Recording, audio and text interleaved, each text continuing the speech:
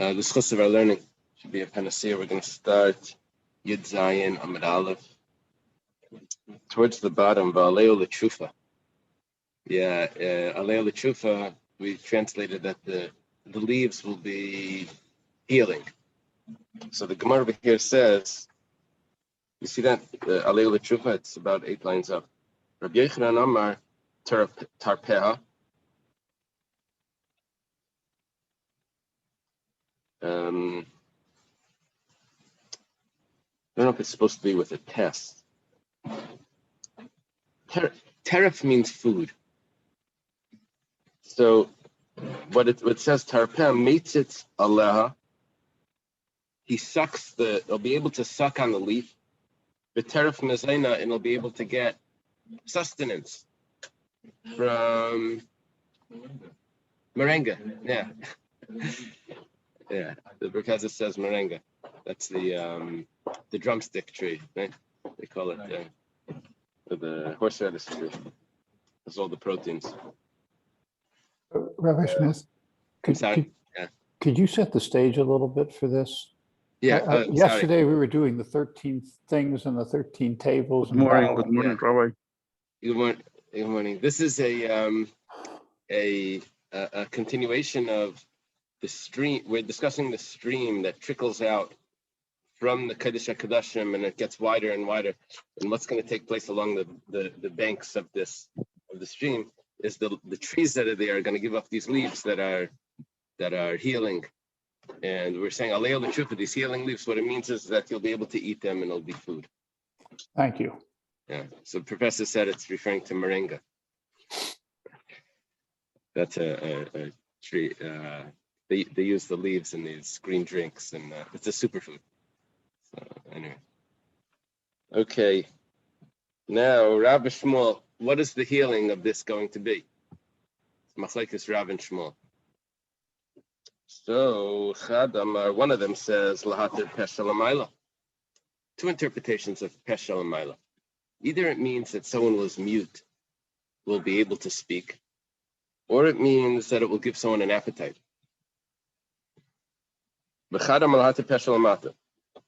Other one says 2 interpretations. Either it means that someone that's barren will be able to have children. It will open up the lower mouth, the lower opening. Or what it means is someone that's constipated will get relief. 2 options. Yeah, it's unclear how you want to learn this Gemara. When you read the next piece, you'll see what the question here is. Rabbi Chanina, Rabbi Shua ben Levi. It's another machlekes. Rabbi Chanina, Rabbi Shua ben Levi. Chadam alahate pe'akares, v'chadam alahate pe'omen. One says that it's healing for the barren people, and the other one says it's healing for the mute. The question is, are they saying the same thing with different words, or are they giving different interpretations? And there's 2 ways in the commentaries how to learn this Gemara. Okay, now we're going back to what we were talking about before, that there were doors and the 13 times that you bow corresponding to the 13 entrances. It says, L'masim Batzafan, on the north, there was another 4 doors. At Maitza, we find, when Nebuchadnezzar came, Nebuchadnezzar was the one that destroyed the first base of Mikdash. But he came a little bit earlier, I think 11 years earlier, and he exiled the king and the nobles. And so Nebuchadnezzar shows up, Antioch. He's sitting in, the edges of Antioch. The Yatza Sanhedrin Gedayla Lekrase, so the Sanhedrin goes to see him. They say, Yezman Abayis Eli Charev, has the time of the destruction of our house come? It's a funny question, like why are they opening that, giving that? I guess it was clear already what's happening. Lahan, he says, just give me the leader that I appointed for you, and that'll be good. And I'll go. So apparently, what happened was that there was a king, Yehoiakim, and Nebuchadnezzar appointed Yehoiachin, who was his son. So what happens is, they go to Yehoiachin, who's the king, and they say, Nebuchadnezzar wants you. He's requesting that you come. When Yachin hears this, not the Maftecha shel Beis Hamikdash. He takes the keys of the Beis Hamikdash. Allah Lagaga shel Heichel. He goes to the roof. Amal Afana Rabbeinu Shalom says, Master of the world, in the past we were trusted by you, and you gave us the keys. Now that we're not trusted, take the keys back. Now there's two opinions. One opinion says he threw it up and it never came down. Went into orbit. And it still hasn't come down. It still hasn't come down. Yeah.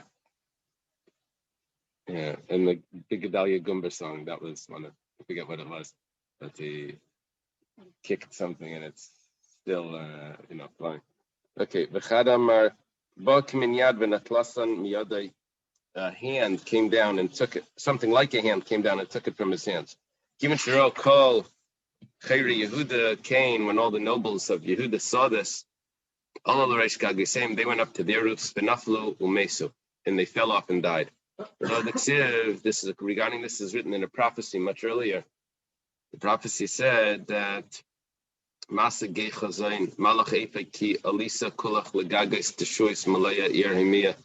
is this? That you go up to the roof and there's a tumult in the city. It's said over there that the corpses are there, but they weren't slain by the sword. Okay, next Mishnah. What happened to the king?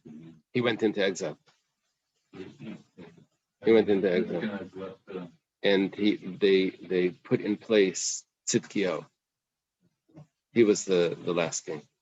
And then after that, I think Tzidkiyahu rebelled in some way, and then that was then. Okay. There were 13 tables. That's what we mentioned before. There was a list of things that were 13. One of them was tables. So there were 8 tables of marble that were in the area of where they would slaughter the animals. The abattoir. That's where they would wash the innards. Beis b'mayrav, there were 2 were on the west, b'mayrav akeves, on the west of the Riyam. West of the Riyam means that it's close, it's in between the altar, the Mizbeach, and the Heichal. Now, echad shel shayis v'echad shel kesef. One of them was marble and one of them was silver.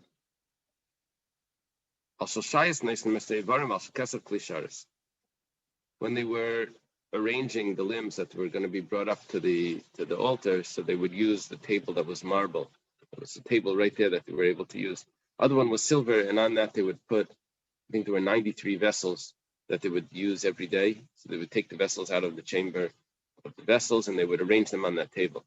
Now, if it's all the vessels or just the vessels that were needed for the sacrifice, whatever it is, that was a table of silver that contained those vessels. Beis ba'ulam, mi bifnim al pesach habayis. 2 tables were in the ulam. Ulam is like the room of the Beis Hamikdash is shaped like a T. You have the Heichal and the Kodesh Kodashim, and then the front of it is a like a hallway in the front. The front room, that's called the ulam. Now in the ulam there were 2 tables, and one of them was marble. Echad shel shayis, v'echad shel zav. One was marble and one was gold. We're going to see that there's a brisa that adjusts the marble one, that it wasn't marble, it was silver. Now that could be different times, different eras. But whatever the case is, 2 more tables. Also, shayis neis lechem apanim, bichnisase. The marble one they used. Any comments? I only found 12 tables. You ate the leaves.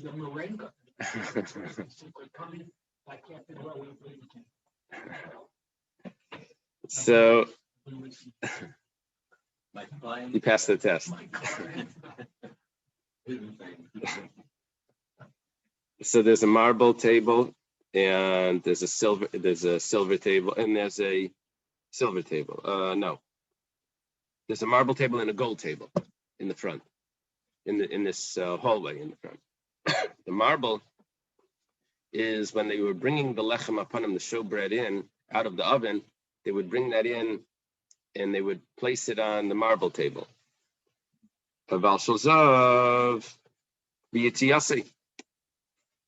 On its way out, after they took the bread off the shulchan that's in the kodesh, in the heichal, so they would put it down on the golden table. Because you can't lower in things of holiness, you always go up. So if you put it on a golden table inside, you don't take it out and put it on a marble or silver table. You have to continue with that high level. And then there was the golden table that was inside. Shalav lechem upon him tamid, that the lechem upon him was always on it. It means is that always, is that really constantly, because they would push the new ones in as they took the old ones out. So it was always there. Tani, there's a brisa that says al shel kesef. We said it that in the entranceway to the heichal there were two tables. One was marble and one was gold. We have a brisa that says that the marble one wasn't marble; it was really silver. Less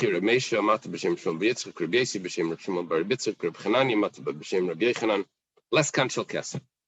There really wasn't silver. Because silver would get hot. It would make it moldy. Because the moisture would collect, and it would make it moldy.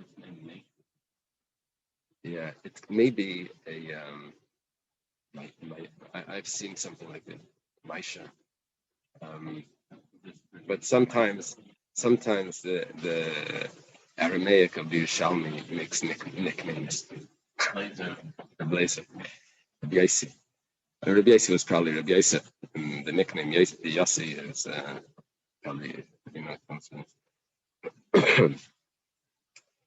There's another version to this Gemara. The Gra, the Taklan Chadatin, I think even the Carbon Ada, they read this a little different. They say, less kan, let me see that Gra again, less kan shal shayish. It wasn't marble. Our Gemara said, our text said, it wasn't silver because silver would cause it to get hot, and I added in that would cause it to get mold. The Gra's version is, there was no marble here. Not because it's martiach, not because it makes it hot. Meshu makarer, because it makes it cold. The marble is always cool. So we have that because the Kohen Gadol on Yom Kippur would tell him to stand up because it was barefoot. If he was getting tired, stand up, and he would stand on the cold floor. It would wake him up. So, what's the problem if it's cold? It sounds like it's better. It says no. We're going to quote a pasuk. Like King Tani. Oh, 1 second. It says that the lechem cham b'yomi lakche, that the bread was hot as the day. Problem is that the bread was as hot 7 days later as it was when they put it on. If you put it on marble, you're going to be cooling it down. Okay, so the Gemara asks, like King Tani. Wait, you'll see the Gemara. You'll see the Gemara. Wait 1 second. I was thinking what you're going to ask. So, what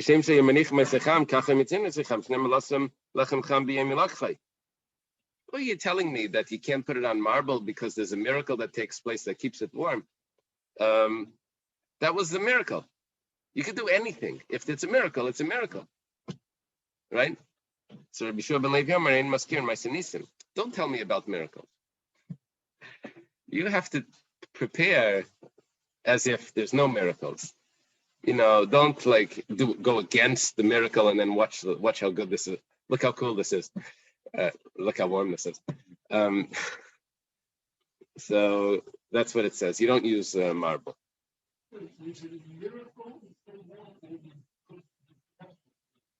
So it stayed warm miraculously. And now we're saying that don't put it on. If you go put on gold or silver, it's going to cool down after a few hours. Forget about that. Right. It almost didn't make a difference. Right. Stone was hasty, so you don't plan for that. And then what happened? Right. You follow? Dr. Stein, you got it? You know what the commentary here is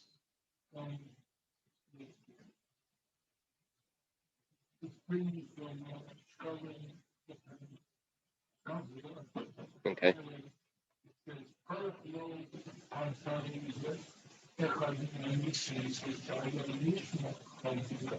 Right. So to me, that's Dr. Stein exceeded his 15-minute question. Right. Right. It is a miracle. No, but it would. No, it didn't. Well, Dr. Stein, we have a plane to catch. It doesn't say. Just go catch them. It doesn't say that we kept it in a warmer in the sanctuary. It doesn't say that. It says that it remained warm. Somehow it remained warm. Now, how was that? That was miraculous. How did it remain warm for a week? Nishmar is the passive. That it remained warm. Yeah, correct. Nishmar passive. It was remained warm. Okay. It was warm. Not we were warming it. Ba'in kumi Reb Ila. That's the question. There's different ways of reading this question. I think the easiest way is the way I saw in this Mishnah Selio, that if they didn't have new bread to put on the table, should they leave the old bread on the table just until they get new bread? Another interpretation is if they didn't have on Shabbos the bread and they took off the old bread, should they put on new bread in the middle of the week? There's other ways of reading this question. But anyway, let's say that first way, that they didn't take it off because they didn't have other bread to replace it. Is that okay? Amar loin ksiv v'nasata ala shulchan lechem panim lefanai tamid lechem panim apilu pasel. If you read it, that first question, you have to take out the apilu pasel, which is what the commentaries are doing. Apilu kama yamin, it's supposed to say, even if it's many days, which means the Gemara is answering that, yeah, you leave it on, even if it's there for many days. Why? Because it's supposed to be constantly in front of God. The table, the bread is always supposed to have the table on. So even if it's already more than a week, the table is always supposed to have the bread on it. Okay. Asara Shulchanais Asa Shloima. Shloima made 10 more tables. Tiksiv, Vayash Shulchanais Asara, Vayanach Behechal, Chamishim Yamin, Chamishim Yismal. He made 10 more tables. He put them in the chamber. 5 of them were on the right, 5 were on the left. Now, in Tamer Chamisha B'Daraim, Behei B'Tzafin. I don't know if it means don't say, or if you say that there's 5 on the south and 5 on the north, the table needs to be on the north. Yeah, you know, the Gemara says that if you want to get wealthy, so you always dive into the east, right? You want to get wealthy, so you turn a little bit to the north. If you want to get wise, you turn a little bit to the south. When I lived in Surfside, so I could remember this because the yeshiva was in the south. So if you want to get wise, it would face south, and Bell Harbor was to the north. It was in Surfside, so it faced a little to the north. So I had a way of remembering it. Now I'm like a little confused. Yeah, that's for certain. It only works in Surfside. Whatever the case is, what this is symbolizing is that the shulchan refers to wealth, and the menorah refers to wisdom. So in the sanctuary, the shulchan was on the north, and the menorah is on the south. So we're saying over here that there were an extra 10 tables. 5 were on the right, 5 on the left. 1 second. When I enter in, I'm entering from the east. If there are 5 on the right, 5 on the left, then the right is to the north, and the left is to the south. Thank you. So, but 1 second, the tables are supposed to be on the north. It's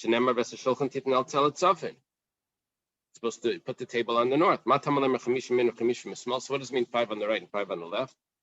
Well, it's all relative. Doesn't mean right of the doorway, it means to the right of the table. It means if I'm facing the table on the north, 5 on the right and 5 on the left, which means that the area, the length of the north side was filled with the table, but not on the south. All right. Okay. Apple pecan, but nevertheless, even though all the tables were there, they only used the table that Moshe made. That's where the bread would go. The table that the lechem apanim, the showbread, was on. Rabbi Yehuda, they would put it on all the tables. I don't know if it means all the tables are filled with bread, or they could use any table they wanted. Any table, all or any, I'm not sure. It quotes from Chronicles. The tables, and on them were the showbread. Okay, Tani was also taught Mizrach Mayer Vayinisunim, Divrei Rebbe. The tables, I think, were 2 amas by 1 amma. So that means they were a rectangle. How were they arranged? So Rebbe says they were arranged from east to west. The length, east to west. Rabbi Elazar Bereb Shimon Aimer Tzafin V'Darim Einisunim. They were arranged from north to south. Mandam Mizrach Mayra, the one that says east to west, Nicha, Kulam Rum Lashiris. They all could be used. We're following that opinion that says that you could use them for the bread. Why? Because they're arranged all on the right side, right? All on the north. Mandam Mitzafim V'Darim, one that says that they were going sideways, Nimtzu Shulchan V'Darim. Skip the words of Menorah B'Tzafin doesn't work. You have to take that out. That's what the commentators are saying. Comes out that the tables are on the south. Now, apparently the Gemara is not just learning about the way they're turned, but it thinks that it's actually spreading across the whole chamber. But the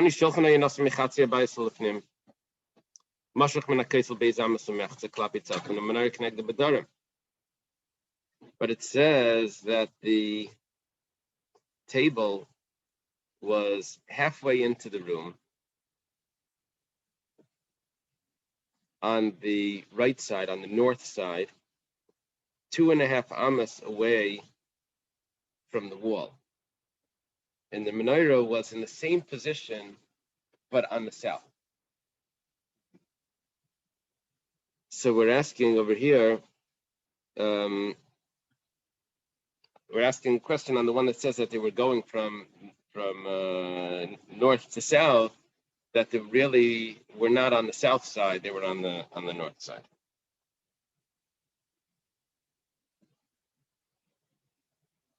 We just leave it as a question and we go to a new topic. Mizbeach Hazav Hayanasan Be'emtza Abayis. The Mizbeach Hazav, the golden altar that was used for the incense, was put in the middle of the room. It divided the house in half. Mashuch kima klape chutz, drawn a little bit back. That means from when you came into the house, when you came in here, if you look at the Gemara, you can see there. So if I come in, I'm coming this way. I'm coming in. So let's say the Kodesh Kodashim was here. Kodesh Kodashim was here. So I'm going from east. I'm on the east. I'm going to the west. Right? So the shulchan would be on this side, on the north. The menorah would be on this side. Now those were halfway into more than halfway into the heichal. Now in the center was the mizbeach. It was closer to the doorway than those were. Mashach kima. It was drawn further towards the doorway than, so it'd be like a segel, the shulchan, menorah, and mizbeach. Okay. Now, if you look at the entire room, including the Kodesh HaKodashim, then you're looking at 60 amas. It's 40 amas, the room. But if you add the 20 amas of the Kodesh HaKodashim, you get 60 amas. So these were a third way in. After the 20 amas in, after halfway in, so they were in the third of the larger room. Okay. Esther menorahs, Esther Shlomo made also 10 menorahs. Shenemar v'yasas menorahs azav Esther k'mishpata v'yitim eichel Hashem hemi yamin v'hemi smal. He made these 10. He put them in the chamber, and the Gemara tells us 5 were on the right, 5 were on the left. In Tamar chamish pitzaf and chamish pedarim. Don't say that that 5 were on the north and 5 were on the south. The menorah needs to be on the south. The menorah was opposite the table on the south side. What does it mean 5 on the right, 5 on the left? 5 were on the right of, it's all relative.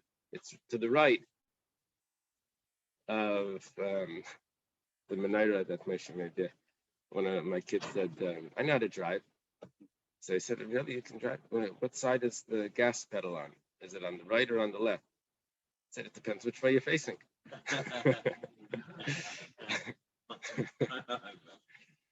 So yeah, so it's to the right and to the left, but it's not, doesn't mean north and south. It means to the east and to the west of the menorah of Moshe.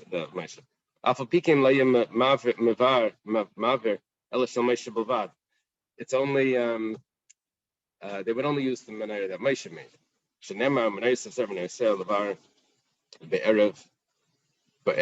Every evening.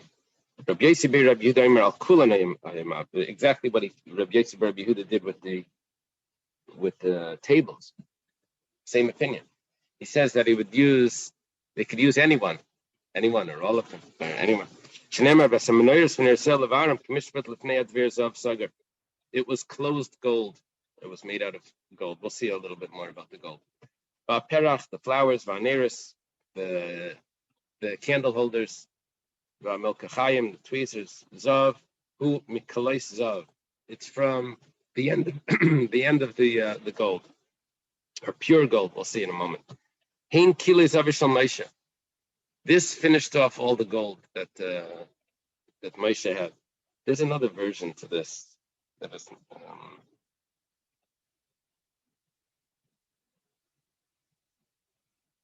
I forget. One of the commentators had a different text, a different.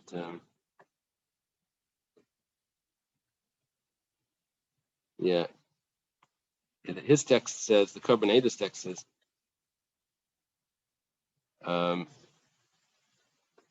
that it finished off the gold of Shlomo. Okay, Tani. Starting the Brisa, Rabbi Yehuda b'shem Rabasi, b'shem Masi. Haya Shlomo noitel 1,000 kikri zav. Shlomo took 1,000 talents of gold, machnisan l'kor, put them into the furnace. Maitzian, and he would take it out, and he would find achumamidam, or he would take them out achumamidam al echad.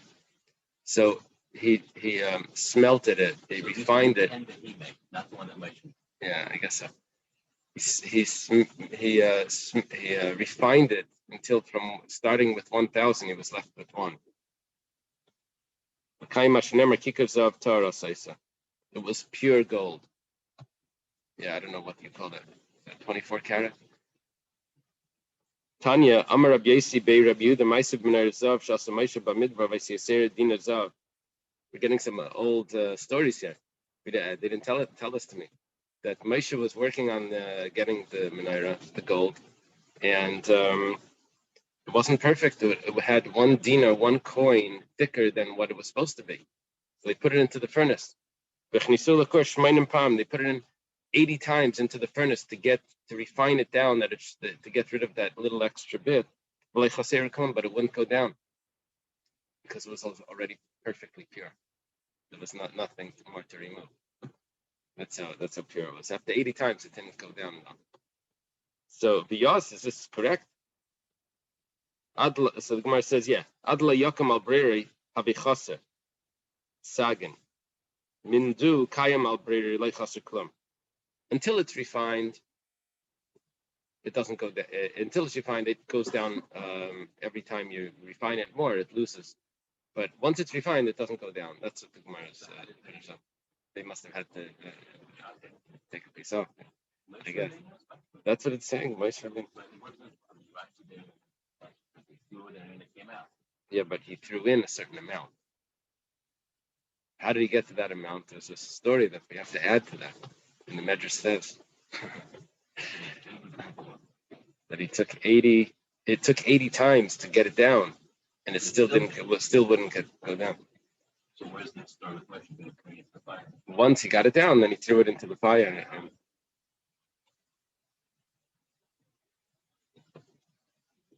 Okay. There were 13 pushkas. Because of Alayim Taklin, Charatin, Taklin Atikin, each one had a different name on it. Sometimes you go into the shul. Used to be a shul I would go to in Monsey. The guy would walk around with a little stick, that thing, and they had 5 pushkas on it, like a menorah, sort of like he held it, and each one had a little paper with a label on it. Yeah, each one said something else. Kinyan Svarim and Mikvah. It would give you like reason to like put like, keep them busy. You would put all your change one in each one. You say, I'm not giving to that one, but only in the yeah, on the bottom they all came into one.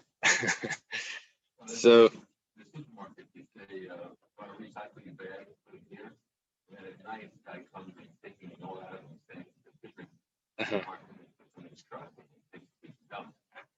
oh really? Right. Yeah, because of Alayim. It says it's written on them, the labels. First one said Taklin Charatin, new coins. That means coins from this year. Taklin Atikin, the author of the Taklin Charatin that I keep quoting, got his title from this. The new coins. Yeah, it's a nice name for a sefer on Shekalim. Takel is a shekel, the tough in the shin. So Taklin Atikin, old coins. That means if you didn't give last year, you could still bring it and put it into that one. Kinin, these are the birds. Goizlei Oila, these are also birds for an Oila. Eitzim is wood, Levina is frankincense, Zav, Lekapeiras. It sounds like they were doing something on the Kapeiras. Kapeiras is the lid. Anyway, Shisha Linadav, and then there are 6 of them that were just donations. We're going to see in the Gemara what exactly those donations were. But basically, we did 7 plus 6, which is 13. Taklin Charatin Shabachol Shana V'Shana. The Taklin Charatin that was each year was new coins. Atikin, the old coins, Mishlei Hevi Yerishtaket Shekel Shana Ba. Someone that didn't bring last year, he brings this year. Kinin Heng Tyrin. When it says Kinin, the birds, those are the doves. Goizli Elohim B'nei Yaina. Those are the turtle doves. I don't know exactly which one is which. Those are the other birds. One are younger than the other ones, and it's also different species. Kula Naila Stiv Rabbi, that they're all for Oila. Chamer Mim Kinin is no. When it says the one Kinin, Echad Chatas V'Echad Oila, that's referring to Chatas or Oila, birds. Goizli Oila, Kula Nailas. But Goizli Oila was all Oilas, and don't make a distinction between Tyrin or B'nei Yaina. It was a different sacrifice. Because we have two pushkas. One said birds, the other one said birds. And the question is, what's the distinction between them? And we had to opinion. Someone says, I'm going to bring wood. You have to bring 2 slabs. No less. Levina. He says frankincense. You can't bring less than a kaimitz. I went into a store and there was a sale in a store and it said sale. I walked inside. Now, usually in America, that's meant to bring people in. It's a sale. Hey, this is I don't know. I walked inside. I said, what's the sale on? They said, what do you think there's a sale? What's the sale? Maybe it's last year's wicks from the menorah. What? I was so it's only in Crown Heights. They're like kind of like chasing me out. Like, what is this? Is this a front for some other business or something? Like, okay, so Levina, I don't know what made me think of that. The guy says that I'm going to donate. So, okay, what are you going to bring? So, okay, so if he says I'm going to bring frankincense, there has to be at least a scoopful, a fistful. Zav lo yifches midinah zav. If he says gold, it has to be at least a golden coin. Shisha l'nedava, 6 for donations. Nedava ma'yasim, but what were those donations? Just a plain donation. So like hamba'olas, they would buy burnt offerings with this. No, they would put it on the altar to keep it busy. Habasar l'shem va'oiris l'kainim. L'shem. The flesh went to God, or to the name of God, and for the sake of God, and the hide went to the Kohen. Zem medrash darish Yayada Kohen Gadol. This was learned by Yayada Kohen Gadol. It says like this: Ashamu Asham LaHashem. I don't have the full psukim here, but the full psukim.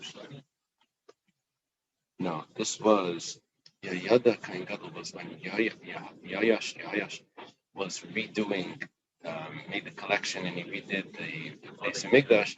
So the high priest then was Yayada. So he learned like this. There was collections coming in, so there was a discussion then. Where does the money get allocated? So it says this is a burnt offering for Hashem. And then there's another pasuk that seems to say that there's a burnt offering for Kohanim. So he says that klal.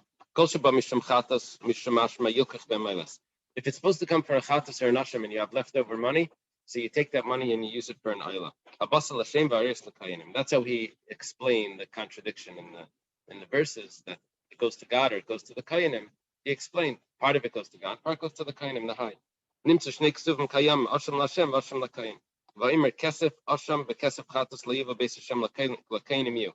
says that the money of the asham and the money of the chatas is not given to God, it's given to the Kohanim. That would explain the hides go to Kohanim.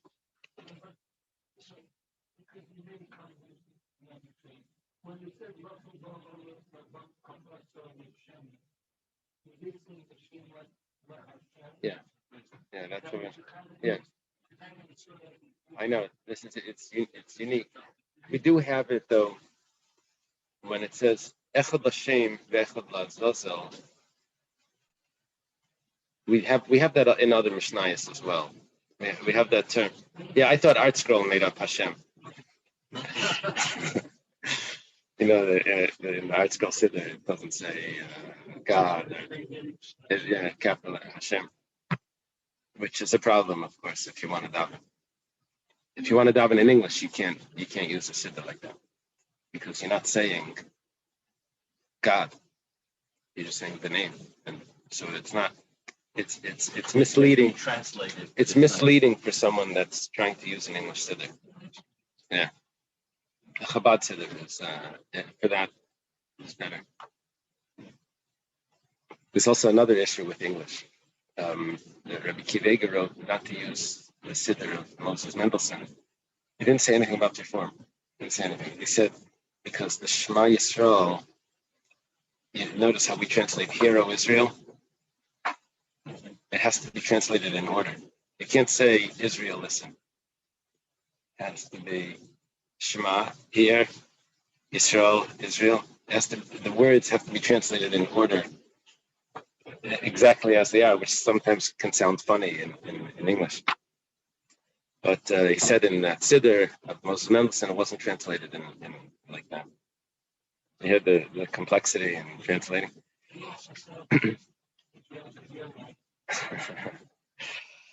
Okay, Tanya, start in the Brisa. Rabbi Yehuda lo yosef shel kin b'Yisrael pnei taruv v'shem etamas echad. Nimtzah d'mei chatas meisas merabas pim. There's a slight issue which Rabbi Yehuda Rabbi Loi, he brings up. He says like this: if all the coins get mixed in, what they would do is, it was just like a big box of coins, and you would come and you'd say, I'm putting the coins in here, and it should go for the oilers. And then the kainim would come take the coins and exchange it for the birds, and then they would bring it, and they didn't know who you were, and all of that. So what would happen? Which was fine, but there's one problem. They would say whoever this is meant for, that's what it's for.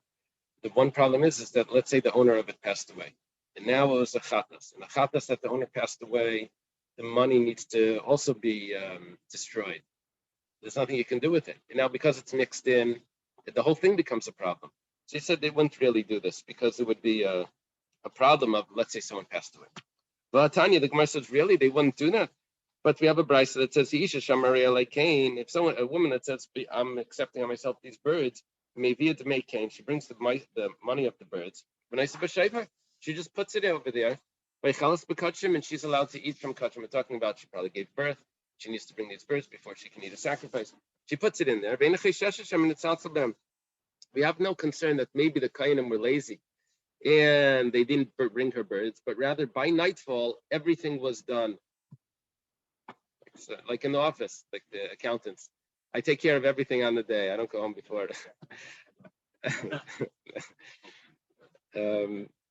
all of the day's work is supposed to be done. So that's what the kainim would do. They'd finish everything from that day, and the people could go home and start eating after nightfall the kachim.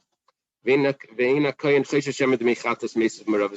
not concerned that maybe there was an owner that died, and then everything should have been became problematic. We're not concerned, and in that brisa we don't have Rabbi Yehuda coming in saying, "Yes, we are concerned." So Kikamrin b'chatash meis b'aleim vaday. Rabbi Yehuda never said that we're actually concerned. What he meant was that if we know that someone died, then we have to take out all of those coins, because we don't know which coins went to. Come on, 1 second. Why do you have to throw out all the coins? Take out 4 coins and say, this is the one for the fellow that passed away, and the rest you use. Yeah, you decide retroactively based on that what he put in, that this is the ones that he put in. The Gemara answers, Rabbi Yehuda doesn't hold a retroactive designation, and we can't do that. So therefore, all the coins are somewhat his, and we don't know, and so we have to destroy all of them, and that was Rabbi Yehuda's issue. Rabbi Yosi Bei Rabbi Bun, Beiva, Amar Rabba Bar Mamal, that's probably Abba Bar Mamal. Boy, he asked, Hareel I ate, maybe Gizerach. Someone says, I'm accepting on myself wood, you can bring 1 slab. Yeah, Amar Ablazer, Masnisan Amar Kain. It's actually a brisa. Each slab of wood was its own sacrifice. As it says in the Mishnah, there were 2 kainim that were holding the wood. One was holding 1 slab, one was holding the other slab. Obviously, they were separate karbanos. Now it says, I'm supposed to remove some words. Carbon l'Rabbi the Gra takes out. So let's skip it. Rabbi Shubin Levi Amar, Oivyan Amma. The thickness was an Amma. Ba'ama shechekes. That's referring to an expanded Amma. When someone smiles, shechek, he laughs. He opens his mouth. So the Amma, the way you measure, you can measure it. Stingy, you can measure it generous. So it's the expanded Amma. That's the width. But Arkan ba'ama geduma, however, the length is cut down. It's a smaller Amma. The reason for this we'll see in a moment.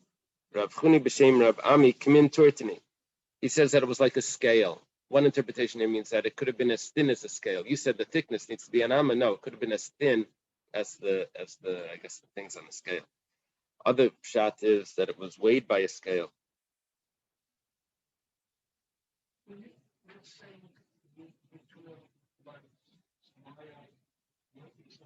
Expanded.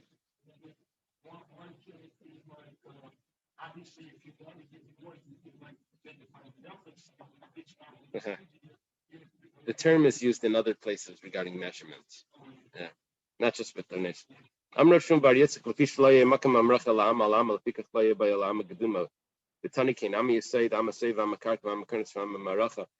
problem is is that I'm not allowed to have any wood sticking out from the area of the fire.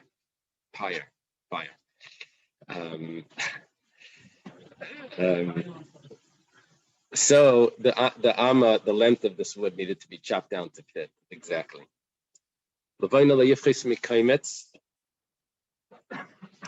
frankincense was no less than a scoopful.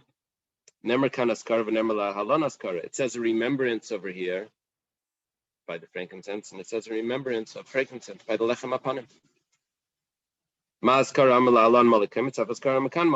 just like by the lechem upon him, the 2 spoons of frankincense, each one was the size of a kaimetz. So too, when you bring a levina, a gift of frankincense, you bring a kaimetz. What are you talking? Over there it was 2 scoopfuls. Oh, now you're telling me it's only 1. You're learning from 2 scoopfuls to 1 scoopful.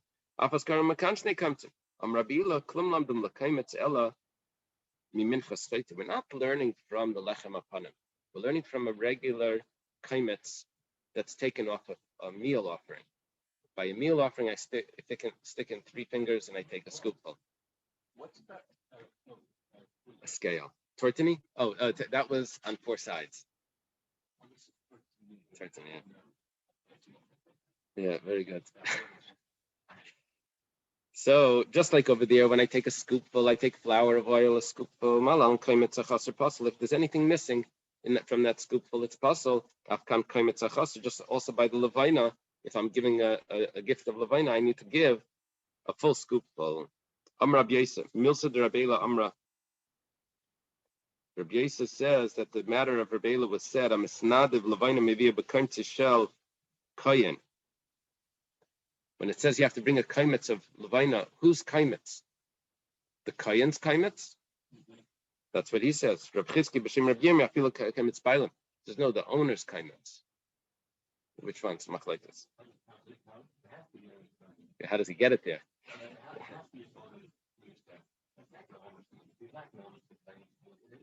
You go to the Sfarim store, and they sell over there measuring cups. The kaimetz of so and so, the kayin, the kaimetz of, you can buy a whole thing of.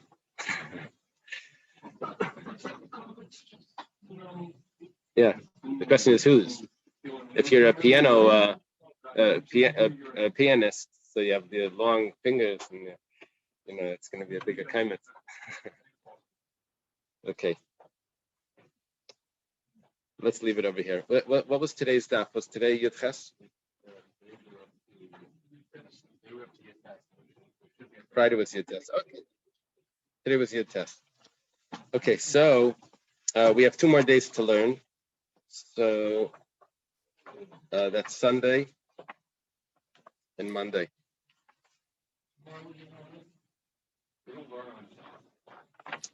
What we're going to need to do is on Sunday, we'll have to learn from more. I'll have to tell the yeshiva that I'm going to be late. Let's do that. On Sunday, let's learn. We'll learn till about 7:30 or something. Yeah, so we start at 6:30. We'll learn till about 7:30.